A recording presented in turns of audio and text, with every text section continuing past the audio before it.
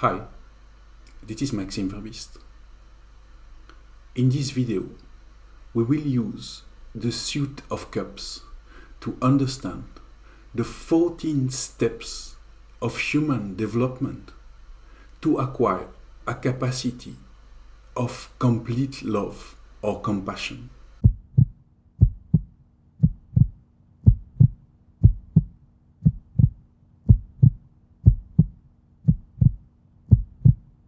To put you in the right mindset, I invite you to a small visualization. Close your eyes and take a few breaths. Switch on your imagination and try to represent yourself.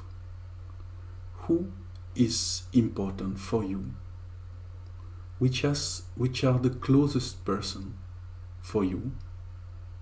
To whom do you feel a duty of care? Who would be there if something wrong happened to you? Which are the most important values for you? And in which group do you feel that you are really part of a whole?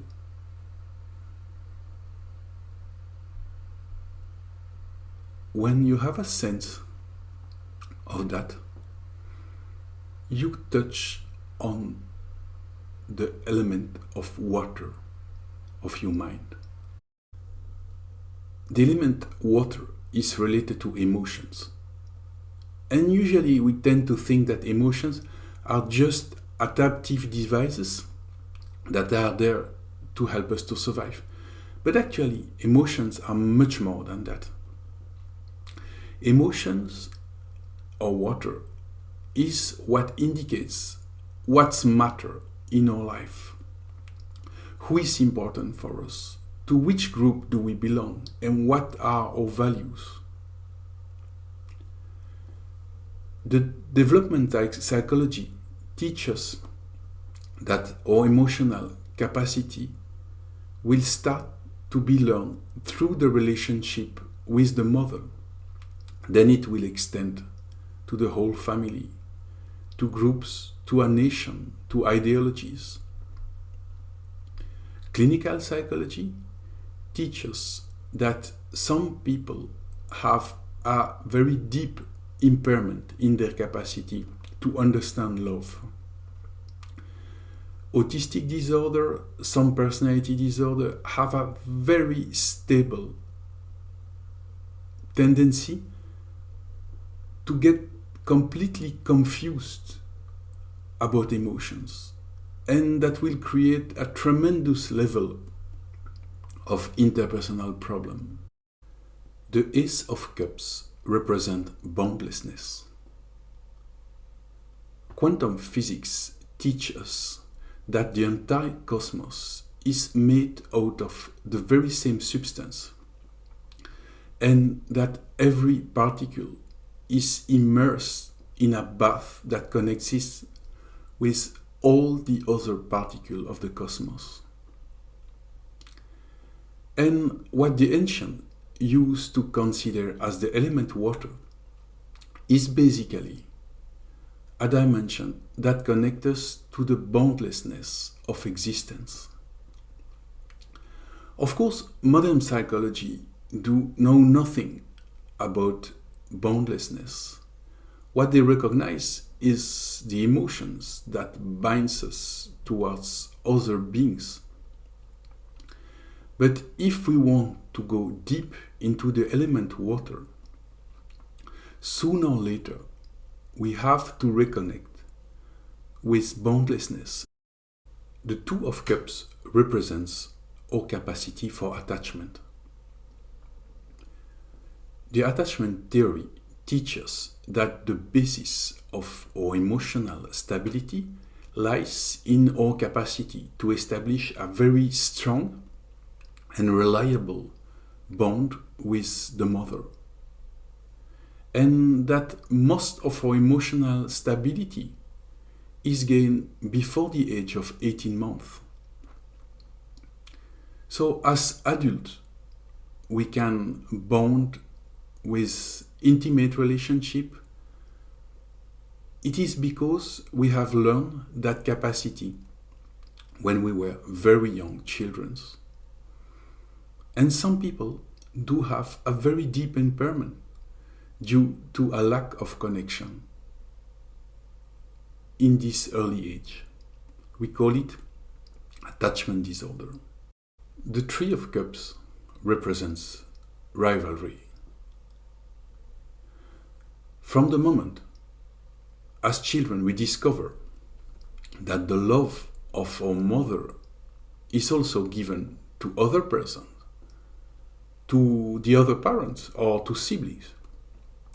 We start to develop a very difficult moment because we don't like to share and we are very jealous on those rivals. But it is an essential part of emotion maturation to share love, because if we cannot do so, as adults, we will be constantly jealous and constantly seeking for exclusivity, which is a sign of attachment disorder. The Four of Cups represents loyalty. From the moment we discover that we are a part of the family, and as such, the rest of the family needs also that we care about them. They need our love, they need our time, they need our resources. We develop a sense of loyalty that will further fuel our capacity to create a new family and to be dedicated to them, but also to be loyal to a corporate or to a political party. But loyalty can also crush us when it gets into an obsession of taking care of people, and when we secretly expect that the people we care about will repay us. The Five of Cups represent friendship. From the age 5 to 10, the children learn to extend their capacity to love towards peers, usually they meet at school or in their neighborhood, and to establish stable relationship with people they are not related with by the family bond. And we call that friendship. And friendship is an essential component of our love life. But for some people, it would be very difficult to create new relationship of friendship or to sustain them, because unlike the professional or family relationship, friendship only remain if we take care of them regularly and we manage to establish those links of love through time and through long periods without seeing each other. It is a high level of love which is required. The Six of Cups represents exclusive love. Adolescence is not only the moment we start to develop a sense of romantic love, but it is also the moment we create very intense relationship of friendship with some people, and we start to desire to understand everything about them. It is a very intense and exclusive form of love that we can find and that we have to learn to develop. But of course, if we get stuck into that level, we will develop a very intense pattern of attachment that at one point will turn into its contrary, rejection. The Seven of Cups represents commitment. in a certain level, our capacity to love will settle into one relationship, and we will establish a bond that will require a commitment into that relationship. And it may take the form of getting married, having children together, or getting a mortgage to purchase a house. But what really matters is the capacity to decide that beyond the up and down of the loving relationship, we decide to do something together for a long-term relationship. And that is commitment. And some people are just impaired in that capacity, and they don't really want to commit. So they will keep flying from relationship to relationship without any capacity to stay. The Eight of Cups represent activism. If we really feel that we are part of a community, at one point in our adult life, we feel that we need to participate to the social activities and to take our share of the good functioning of that community. And that's exactly what activism is. But the problem, when we do so, as it may be very socially rewarding, if we invest too much into that activism, we tend to neglect the commitment we are having towards our family. The Nine of Cups represent disengagement. It is all but a natural part of our love life that some relationship will fall into decay. And sometimes there is just nothing to do about it. Some love relationship stop to be loving. And we have to deal with it. Because if we try to keep them alive, it will be fruitless. They are just gone, and it should be accepted as such. Otherwise, the relationship will look like a zombie. The Ten of Cups represents bereavement. Bereavement is the most painful experience we can get from our love life. But it is not a pathology. It is a normal part of our emotional experience that occur whenever someone we loved died or just moved away from us. And it is the opportunity to understand the depth of the connection we have towards people. But sometimes bereavement can turn into a real pathology where we fail to reconstruct ourselves. And we get constantly haunted by the pain of the loss. And at that level, we may need some professional help. The Page of Cups blends the element air with the element water. Therefore, it gives us an intellectual capacity to understand our feelings and to find the adequate words to describe them. It is an essential component of the emotional life to be able to put it in words.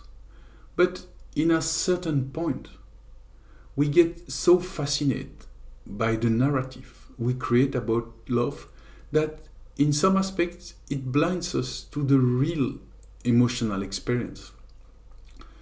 And words can also mislead us. The Knight of Cups blends the element water with the element fire.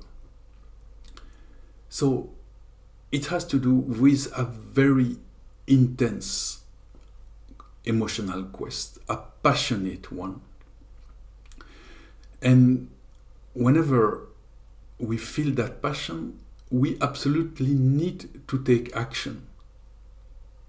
But of course, the passional love could also be self-destructive when it gets too intense, because it opens the gate to a lot of very destructive feelings. The King of Cups blends the water with the stability of the element earth.